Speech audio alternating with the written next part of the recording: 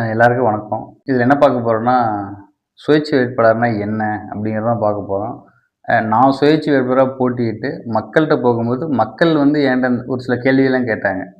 அதில முக்கியமா சுயேட்சை வேட்பாளர் என்ன? அப்படிங்கிறது தான்.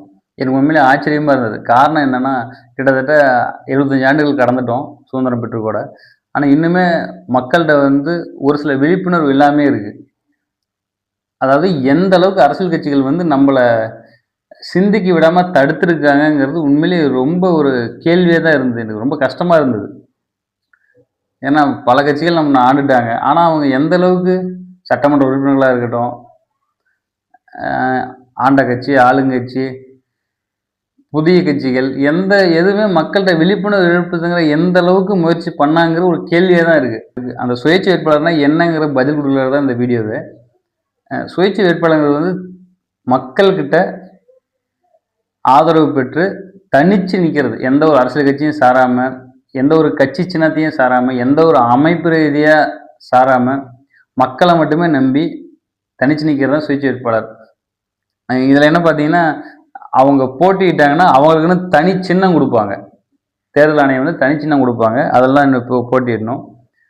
இதுல நல்ல விஷயம் நீங்க பார்த்தீங்கன்னா, எந்த ஒரு கட்சிக்கும் கட்டுப்பட தேவை கிடையாது.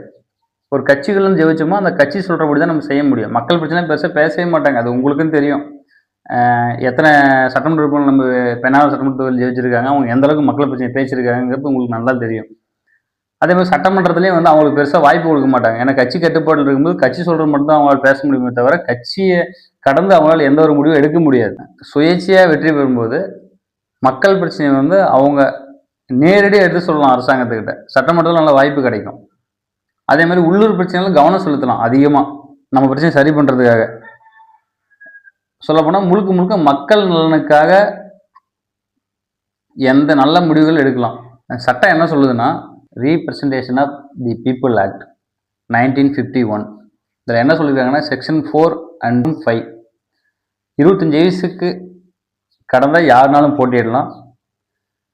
கட்சி இல்லாம சுயேட்சையா. செக்ஷன் 33ல வந்து சுயேட்சை வேட்பாளர் வந்து தனியாகவே நாமினேஷன் பண்ணலாம். செக்ஷன் 34ல டெபாசிட் செலுத்தலாம். அதாவது ஷெட்யூல் காஸ்ட்னா 5,000, ஓபிசியில் 10,000 கட்டலாம். இதில் அவங்களுக்கு சிம்பிள்னு பார்த்தீங்கன்னா free symbol, election symbols reservation and allotment order 1968ல் ஃப்ரீ சிம்பிள் கொடுப்பாங்க. அதில் நின்று அவங்க போட்டியிடலாம். அது இனிமேலும் வந்து நீங்கள் கட்சிகளை சார்ந்து இருக்கிறதால எந்த அளவுக்கு நன்மை பயக்குங்கிறது சிந்திச்சு செயல்படுங்க.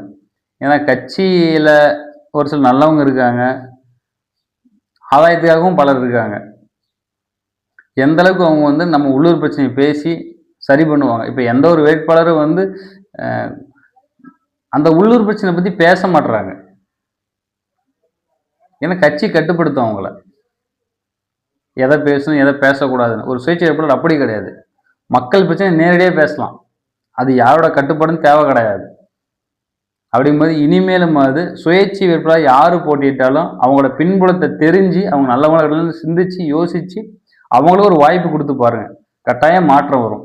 நம்ம ஊர் பிரச்சனை பேசுறதுக்கு அவங்க மட்டும்தான். சொல்லப்போனால் நான் உங்கள் ஊருக்காரங்க உங்களுக்காக ஒருத்தங்க இருப்பாங்க. எல்லா ஊர்லேயுமே எல்லா பகுதியிலையுமே இருப்போம். அவங்களுக்கு அந்த ஆதரவு கொடுங்க. கட்சிகளை சார்ந்துக்கிறதால நமக்கு மேலும் மேலும் எந்த அளவுக்கு லாபங்கிறது தெரியாது, நஷ்டம் மட்டும்தான். ஏன்னா அவங்களோட வேலையில மட்டும் தான் செய்வாங்க தவிர மக்கள் பிரச்சனை பெருசாக எடுத்துக்க மாட்டாங்க.